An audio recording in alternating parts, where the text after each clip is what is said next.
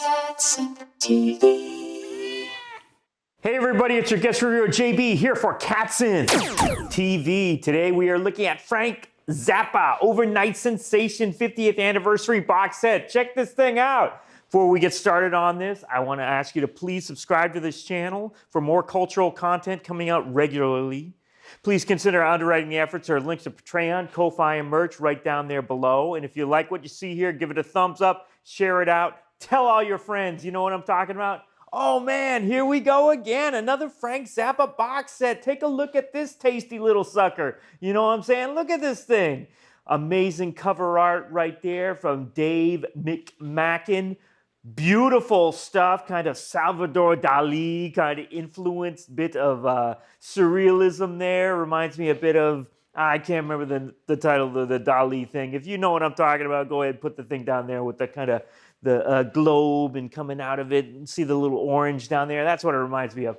Anyways, besides the point, the music, that's what it's all about. Frank Zappa, iconic, classic composer, you know, of the 20th century. One of my favorites, of course. This album in particular is one of those albums that they call the gateway drug, if you like, to the world of Frank Zappa, because it has some of these accessible and enduring compositions on here, which Frank actually played until his final tour in 1988. Some of these things stayed in the songbook.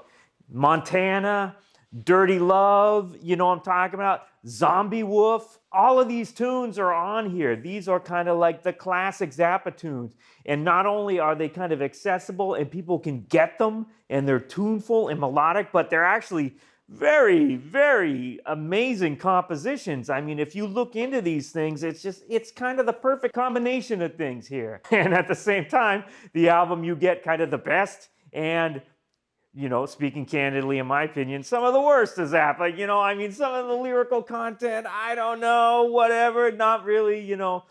It just, you know, by modern standards, you know, you can judge these things this way or the other. You know, everyone's got their own take on it, but amazing stuff. So let's take a look right here at disc one. We'll just go disc by disc, take a look at this thing. Disc one, we got the original album here. The original, what is it, 7 tracks that were on there. Just, wow, like I said, you know, all classics. Some of the bonus tracks here, we got Wonderful Wino. Of course, you know, this tune that had been in the book, if you like, at least since the 70s, the Flo and Eddie Band. Jeff Simmons, actually the co-writer on that one. We got a longer edit than what we've heard before. Got different mixes of Redunzel and Inca Roads. Inca Roads, we heard kind of this version on the Lost Episodes. Remember the great compilation of the Lost Episodes? But this one has a Sal Marquez, you know, vocal bit and trumpet part. Just wow, wow, wow. One of the things, of course, for me, the recording Over-Nite Sensation, the original album, was the only, you know, full studio album, let's put it that way, to have Jean-Luc Ponty, you know, in the band. Of course, Ponty made some previous appearances very briefly on one of the tracks of Hot Rats. And, you know, of course, Ponty plays Zappa album. And I believe later on he did 1 or 2 tracks on the Shut Up and Play Your Guitar, right? Canard du Jour. And what was the other thing? He on Apostrophe, very briefly. But you didn't hear a whole lot of Ponty, and you only got like 1 Ponty violin solo on the actual album, Over-Nite Sensation itself, on 50/50. But we get a wealth of Ponty studio stuff here on some of these other versions, like Redunzel, like I was talking about there. An early version of Echidna's Arf, which was titled X Forts, kind of similar to Eccentrifugal Force, right? That would appear on, what's it called? Apostrophe coming after that. But yeah, hearing that band with Zappa and George Duke and Ponty and, of course, you know, the Underwoods and so forth, just, oh my goodness, oh my goodness. What's really interesting to me, again, is, you know, knowing, you know, what Zappa was doing in 1973 from various bootlegs, right? Is the, you know, what appeared on the album in 1973 with the very tight composed songs and what he was doing live with the very much more kind of jazz fusion, expansive thing, it's almost like there was a disconnect there. But, with all of these bonus tracks on there on disc 1, you get this is a fuller picture of where he was at in 1973. Remember last year we talked about the Waka Wazoo box set that came out. If you didn't check that out, definitely go check that out. Link up above right there. But yeah, some of that did carry over, that kind of jazz influenced writing, 72, 73, 74, and a little bit into 75. That's a very fertile period, for Zappa's music. So do check it out. Let's look at disc 2 right over here. Disc 2, we have kind of studio outtakes, kind of studio run-throughs of different things, Dirty Love and so forth. An early demo version of I'm the Slime, which was called, Face Down, something like that. It had a different title at that point, and it's got a very different kind of feel to it, but interesting stuff. At the end of disc 2, we start to get some of the live material. Live material continues from disc 2, 3, and 4. We got 2 different concerts on there, and again, wow, man, I'm telling you, we didn't really hear, as far as, official or quasi, is it quasi or quasi? I don't know. Quasi official releases, the road tapes. Remember we had that 2-volume road tapes that came out with kind of Scandinavian recordings, 4-track recordings, right, of the band with Ponty. But again, we get more blazing Jean-Luc Ponty taking things, into warp factor 10, you know what I'm saying? Energized, right there, you know what I mean?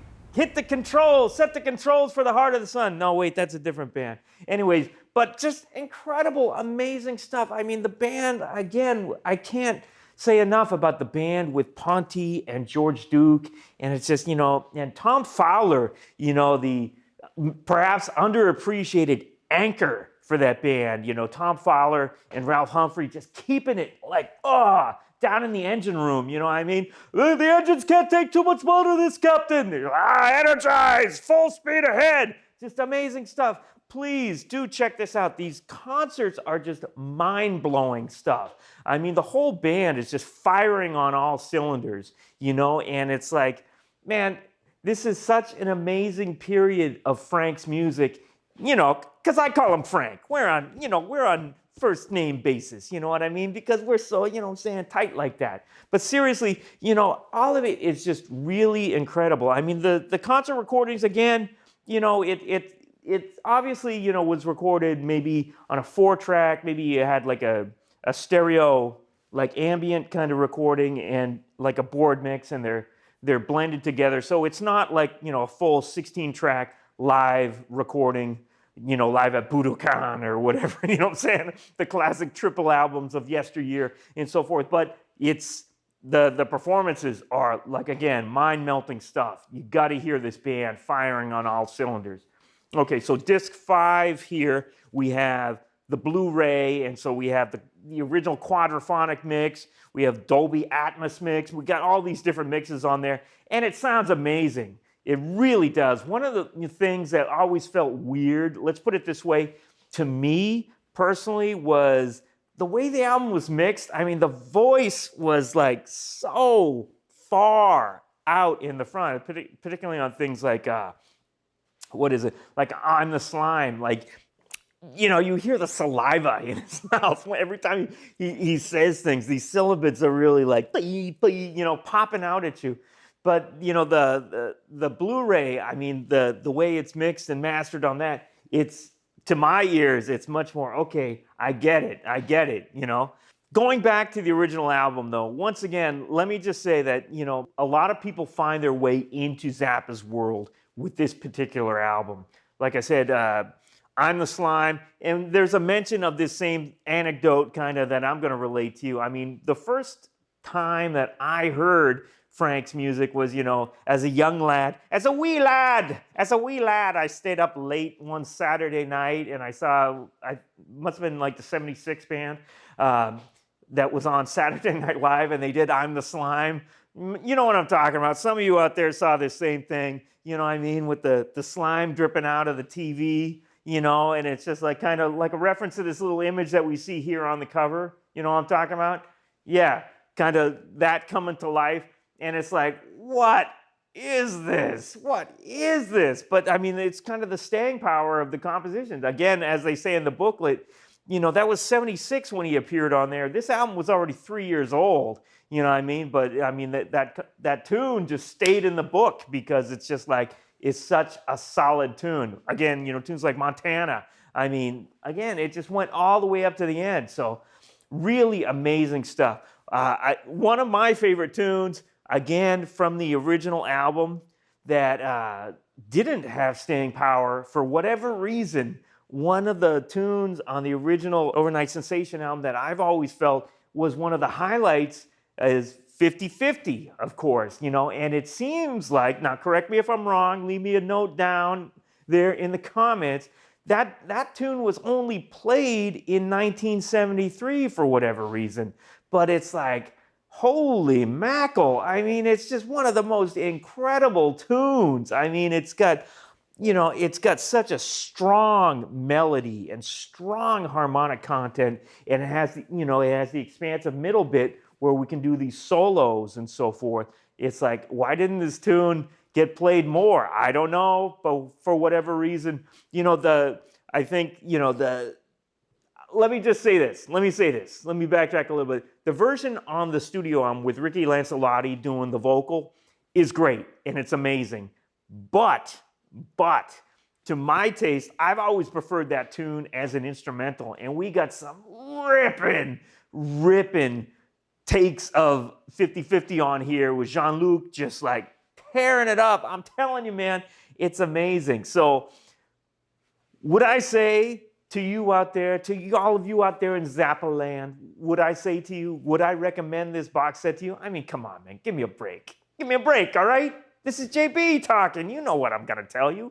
Go get it. I mean, if you're a Zappa fan, you need this. This is essential. This is absolutely essential. If you're just getting into Zappa and you want to buy your first Frank Zappa box set, this would be one. This would be, obviously would be one here. Because, you know, if you're just familiar, you know, maybe you're a musician, you're, oh, you know, I just got back from, you know, Guitar Showcase or whatever, and I bought my little Strat and a pig nose, and oh yeah, Frank Zappa, he writes those funny, silly little songs, and then I want to get some more of it. And so you get this and you think, oh, it's got all the funny, dirty songs, but then you hear all this kind of wild jazz fusion stuff going on. It's like,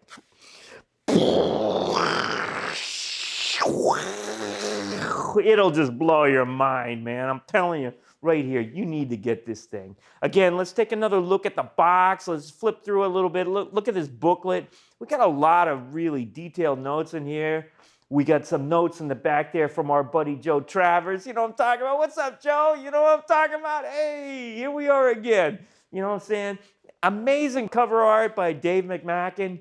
Wild stuff, a lot of photographs from the period. We got some track sheets, you know, from the original 16 tracks.